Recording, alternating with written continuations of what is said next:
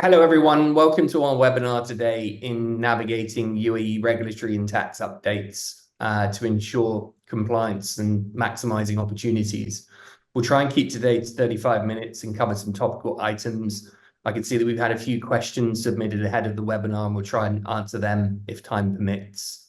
To introduce myself, my name's Matthew Brown. I'm part of the Investor Solutions team here in the Middle East for Waystone Compliance Solutions. I'm also joined by Nigel Pasea, Managing Director of Waystone Compliance Solutions Middle East, and Thomas Van He, Founding Partner at Aurifa. Thank you both for joining us today. Without further ado, let's move into some questions. Nigel, maybe starting with yourself, what changes have been introduced onshore in relation to fund distribution? Thanks, Matthew. Yes, it's very topical because there have been a number of changes at a time when we're seeing a great number of hedge funds and fund managers from around the world coming into the UAE. But last year, January 2023, there were some changes onshore whereby the onshore regulator, ESCA, or the Securities and Commodities Authority, removed the hitherto exemption enabling foreign fund managers to promote their funds to institutional investors. After that date, basically, those fund managers looking to access institutional investors were required to firstly register the funds with ESCA, and then secondly, have it distributed through a local promoter. The other change that came in last year was that it became impossible to promote foreign funds to retail investors. That was prohibited. And going forward, to promote retail funds to retail investors, that would need to be done by a domestic fund manager through a domestic fund structure. There are some exemptions to this requirement, but there's only two. Basically, it is possible still to promote funds to government agencies and sovereign wealth funds. And it is possible to promote on a reverse solicitation basis, but note that the regulators are very wary of this route being used as a device to circumvent the regulations. Circumvention or non-compliance obviously exposes the firm to regulatory and reputation risk, but it's probably equally, if not more important, to note that firms operating in the UAE without a license are exposed to significant commercial risk.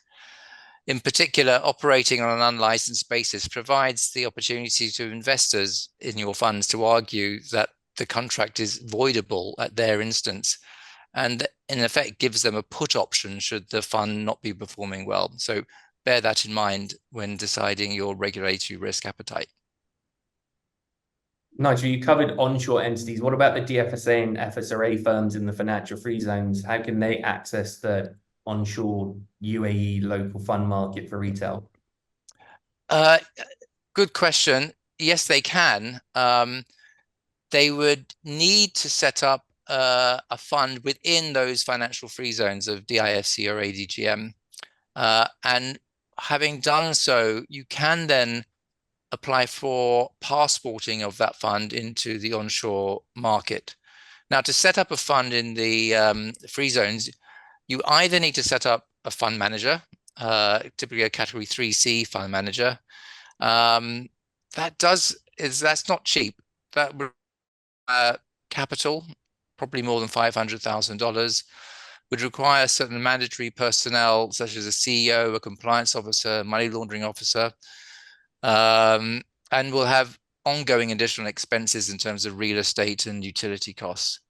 So as an alternative, there are within the DIFC and ADGM certain what we call third-party management companies or fund platforms which assume these infrastructure costs, therefore thereby obviating the need for the foreign fund manager to set them up themselves and provide access to that foreign fund manager, who basically just then creates a cell which they provide the portfolio selection over.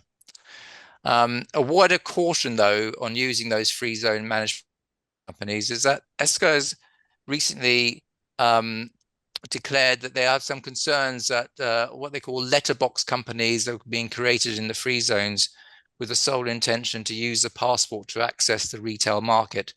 And they have said they're monitoring that situation and may actually that may actually call into question whether the passport is available for that type of structure. So just to be aware of that potential risk.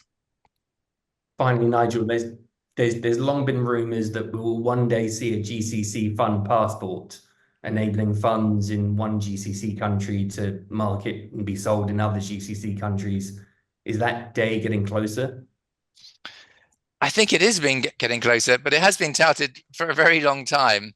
But it does really seem imminent now. Again, pronouncements out of the Securities and Commodities Authority in the UAE are such that we expect it to be released in mid to late 2024.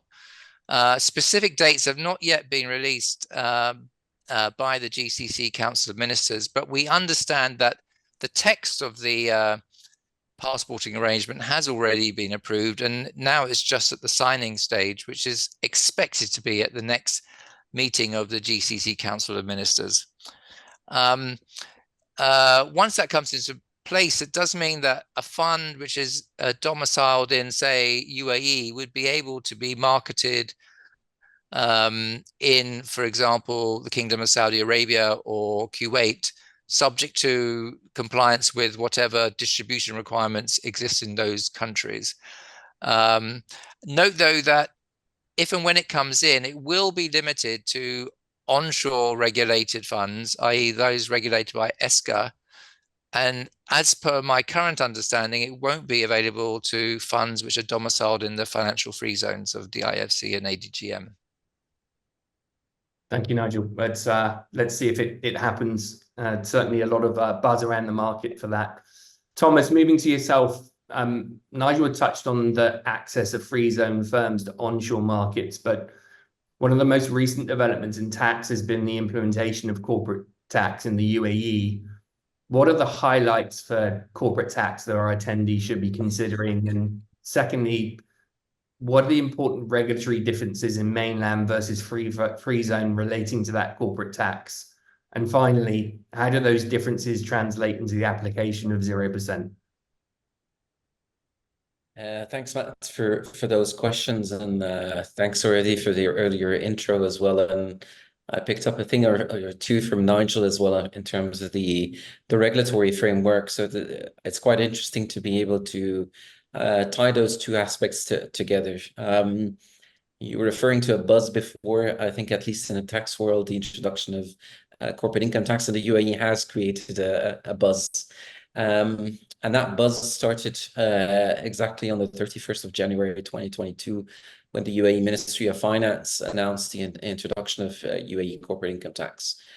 You're probably good to know that the UAE is not doing this for revenue purposes. It is doing so to align its framework internationally, and that mainly means perhaps evolving a bit from the situation where no corporate income tax used to apply in the UAE, and evolving more into a jurisdiction where it does apply and where there's more regulation, which is really something that we've seen evolving in the last couple of years in the UAE. Now, I'd highlight a couple of things that are important in terms of the application of corporate income tax. First off, it's applicable or it's effective in terms of its liability since the 1st of June of 2023. But if you're working on a calendar year, it's as from the 1st of January 2024.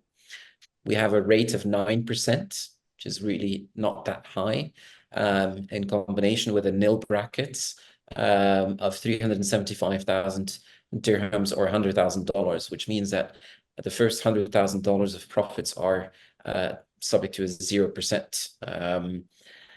Tied to that as well, quite important, we're talking about the regulatory differences between mainland and free zone, and we'll get back to that in a bit, is that under certain circumstances, free zone entities will be paying just 0% on their profits as well. But it comes with a lot of ifs and buts, and I'll explain those momentarily. I think another very important aspect of the UAE framework from a CIT point of view is that there's a 0% withholding tax due. And that means really that for any foreign investors investing into the UAE, whether it's into a fund or private equity and whatnot, the distribution of those profits can happen at no withholding taxes. So it makes it a very efficient regime, very attractive for foreign investors. We'll talk in a bit probably also about how investment funds tie into that. But one more very important feature as well of the UAE tax framework is the participation exemption, which is going to exempt the receiving of dividends and capital gains in the hands of a UAE company. Again, under certain circumstances and conditions, but the application is fairly wide, which again makes it quite an attractive regime. Now, you're referring to, mainland versus free zone, and from a financial point of view, obviously, Nigel was already referring to it before. We mainly looking at ADGM and DIFC really from a financial point of view. First off, it's important that we don't have a out of scope regime anymore, meaning that we do have free zone entities, irrespective of whether they're subject to 0% or 9%, they are subject to registration requirements and filing requirements. Moreover, also, they need to have audited financial statements. So you're very much in scope, but subject to a different rate. The main difference being between the two is mainland, you're subject to 9% corporate tax with that nil bracket up to 375,000 dirhams or $100,000. And in the free zone, we need to look at whether you can be considered as a qualifying free zone person. A qualifying free zone person is an entity that has substance in the free zone, derives a type of qualifying income, and I'll explain a couple of examples in a bit, which are relevant for the financial services sector. It would be an entity that has not opted into paying 9%, which it can, meets the de minimis requirements, has audited financial statements, and there could be future conditions imposed by the minister as well. If you don't meet those conditions, for example, you don't have enough substance, then you'd be disqualified for a period of 5 tax periods of the benefit of the 0%. And I think what is probably important to explain, and the distinction is quite important but complicated. When we look at the free zone person earning income, we need to identify where that income is coming from, whether from another free zone person or from a non-free zone person, the non-free zone person being mainland or third country. When it is from another free zone person, the income cannot be coming from an excluded activity. And two activities which are important from a financial point of view are banking and insurance. Those two types of activities are excluded, which means subject to 9%. When it then comes to earning income from mainland or from third countries, the only situation in which I can claim 0% applicable is when those activities are on the list of qualifying activities. And a couple of relevant ones are the holding of shares, for example, is a qualifying activity. Reinsurance services, whereas insurance services are excluded. Fund management services, quite important. And wealth and investment management services. So it's not a simple regime. There's a lot of elements to take into account, really. That's really helpful, Thomas. You mentioned fund management and wealth management activities there, and that the application of the corporate tax regime. How does this tax framework apply to the investment funds being managed by fund managers and wealth managers? It's a very good question, and obviously it's a very important question given that there's sizable investment funds in the UAE. So there are a number of possible qualifications for those investment funds, but I'll take the two most straightforward ones. Number one is that an investment fund qualifies as a qualifying investment fund, which means that it doesn't suffer any taxation at the level of the investment fund. So from a financial point of view, it is essentially transparent. Right? Money goes in without being taxed additionally, which is really what you see in line with other regimes as well. The conditions associated with that, for example, is that that the units in the fund are tradable, that the fund is regulated as well, that the fund is not private, that it's sufficiently marketed and floated. I think those are a couple of the important ones. Perhaps good to know as well is that real estate investment trusts also can claim the capacity of a qualifying investment fund. Now, what I've just explained applies to a limited company, but obviously there's also structures sometimes referred to as GPLP structures. And for those GPLP structures, we need to look at the legal status of the limited partnership.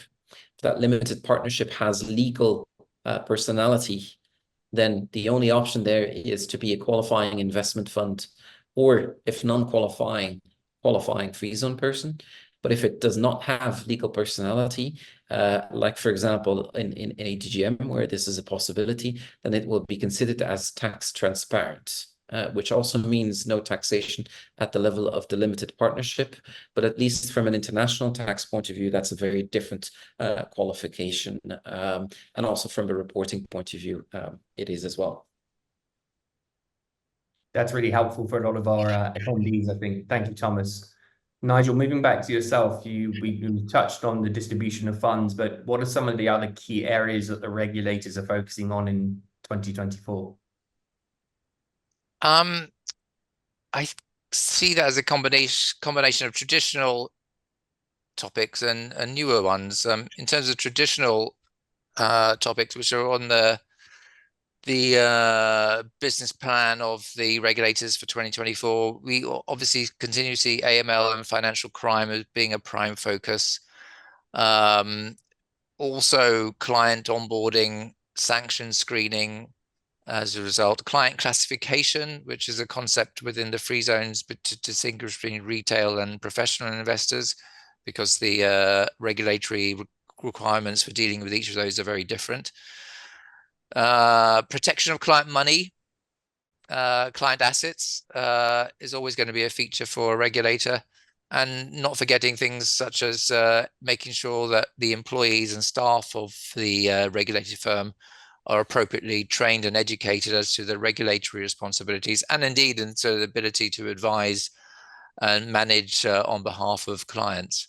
And in terms of some of the newer ones that we see becoming much more prominent in 23 and 24, environmental social governance, ESG, has become a topic of greater interest, particularly with UAE hosting COP28 back end of last year. Cyber resilience, cyber risk definitely becomes a prime focus with more that we go online in terms of delivering client services and managing our businesses.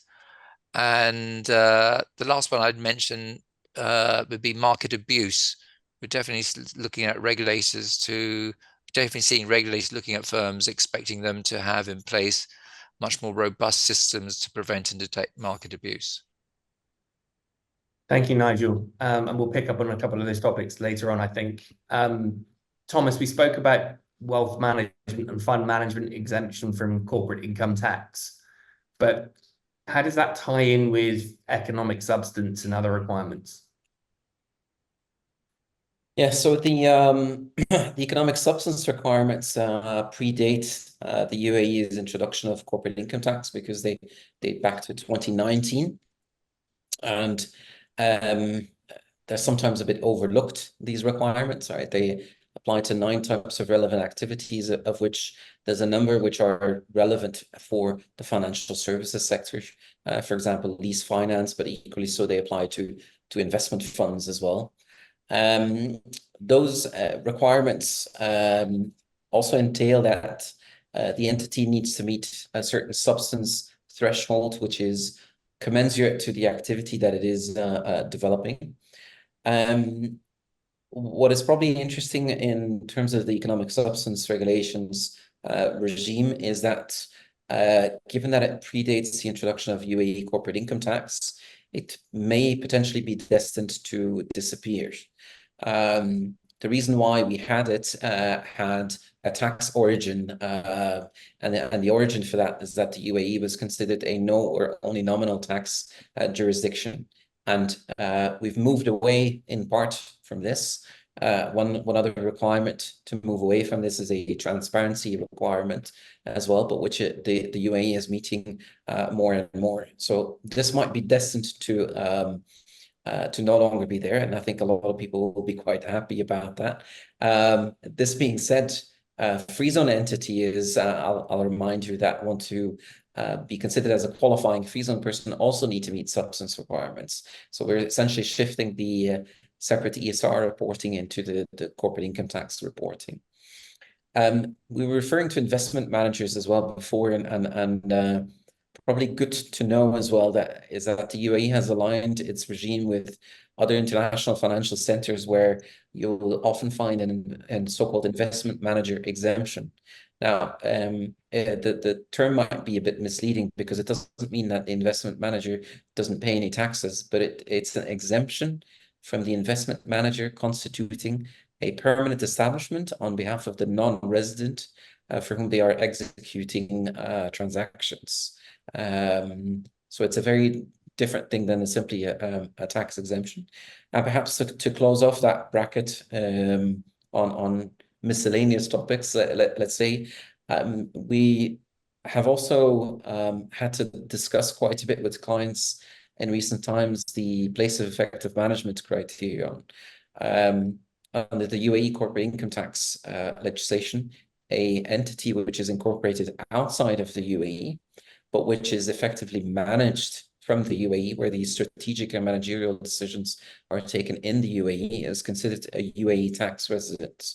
And I think it's a very important point there because it's a governance point really around some of those structures which requires additional attention.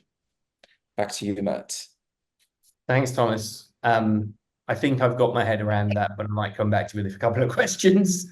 Nigel, you mentioned one of the key areas that the regulators focus on is cybersecurity, and a priority this year. What are the regulators expecting in that regard? Thanks, Matt. Yes, this is not new. Apologies if I made it sound like a new thing for the regulators. It's just increasing in terms of depth of scrutiny and vigilance. This year, if we look at the DFSA first, they've announced that they're going to do an updated thematic review into firms' compliance with the new cyber risk management rules, which came into force on the 1st of January 2024. And that thematic review will aim to assess the maturity of the cyber risk management frameworks in not just the regulated firms, but also authorized market institutions and registered auditors. And firms will be evaluated based on their development since the last thematic review DFSA conducted in this area in 2022, so a 2-year timescale. And I think DFSA's expectations is that in those 2 years there would and should have been a tremendous investment into improvement and robustness of cyber risk management systems. Similarly, in ADGM, the FSRA is to issue risk management guidance covering 4 main areas concerning IT risk. The overall governance and controls for IT risk is firstly number 1. Second, managing an IT environment, infrastructure, systems life cycle, and resilience. Thirdly, the way in which firms manage access to their key systems. And fourthly, how authorized firms that use specific technologies consider and address the IT risks associated with those technologies. So cyber risk is definitely going to be something that you'll see more and more of from the regulators, particularly when they come and do their inspection visits. So you may need to have on hand your IT cyber risk experts, which may be based in other locations, but on hand to explain how your firm's systems are protected from attack. Back to you, Matt. That makes sense. Certainly a topical issue, and good to understand the the developments in the UAE. Thomas, Nigel had mentioned ESG as one of the areas of a focus for the regulators. How does tax fit into ESG now that the UAE has become a normal tax jurisdiction?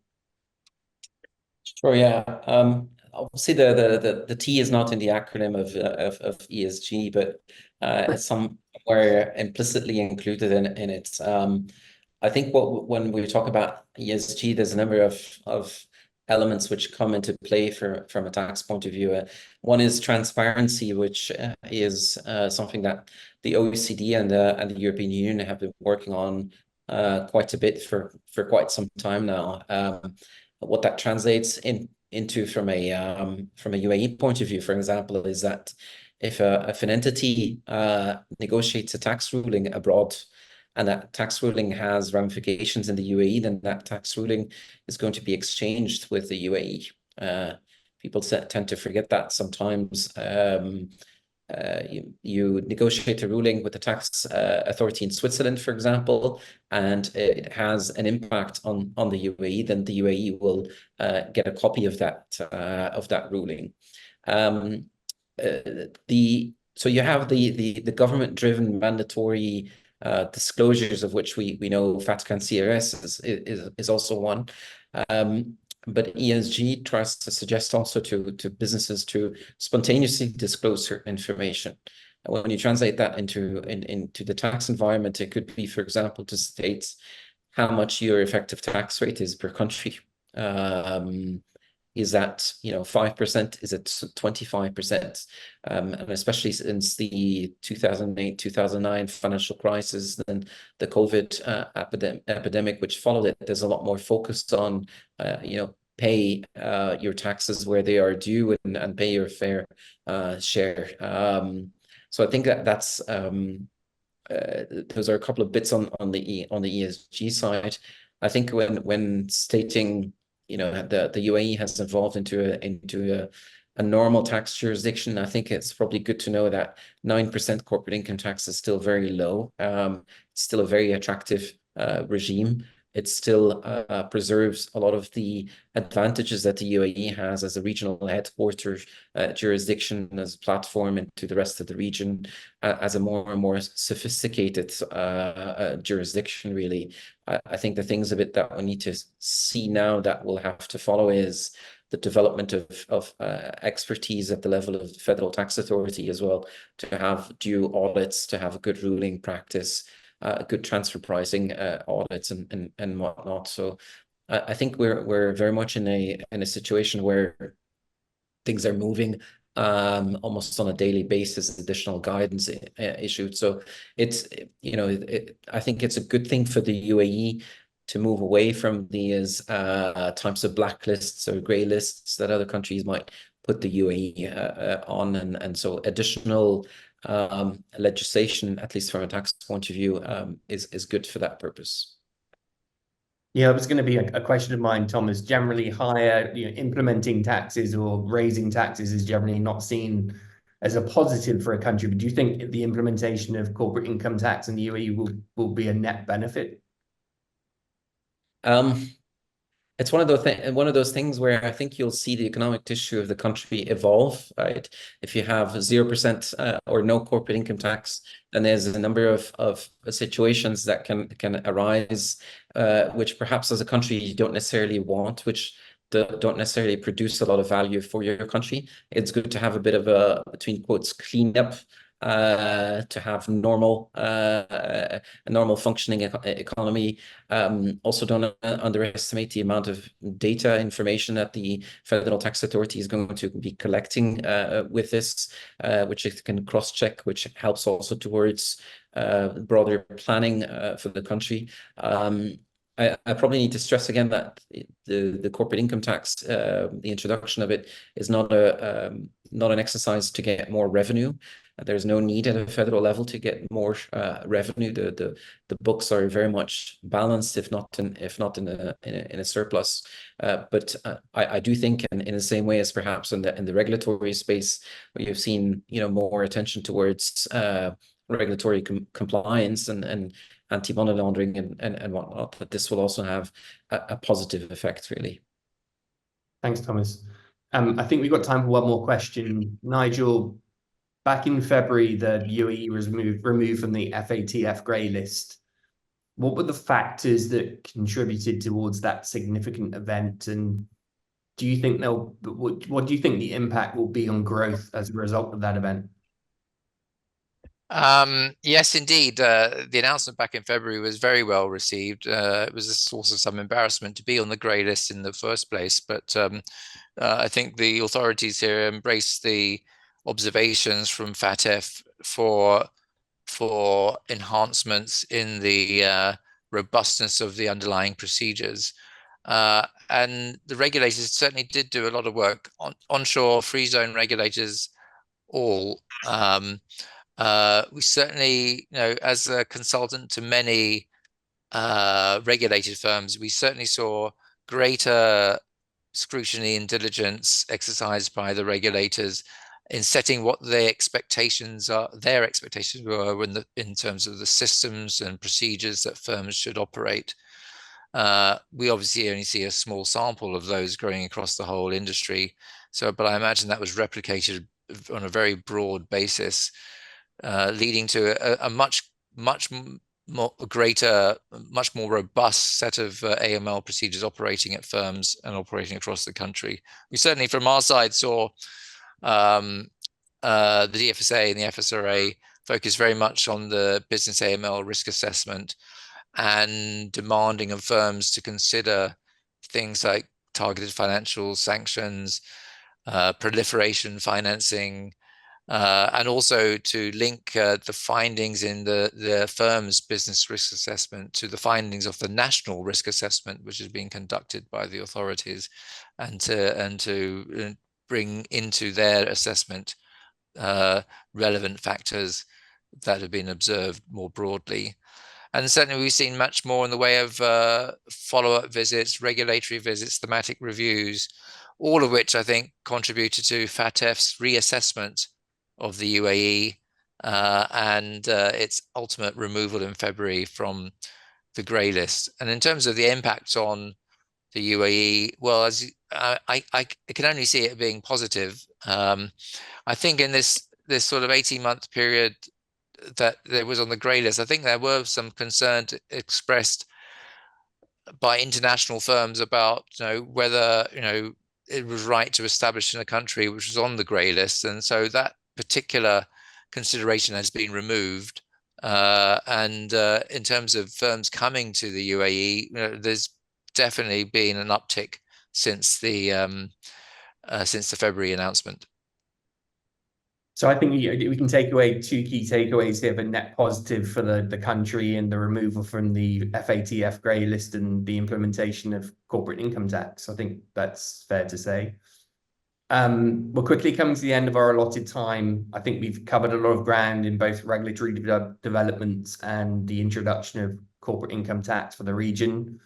I want to thank you all for your time and hope that the attendees have found this useful. We very much appreciate you taking the time out of your day to join us.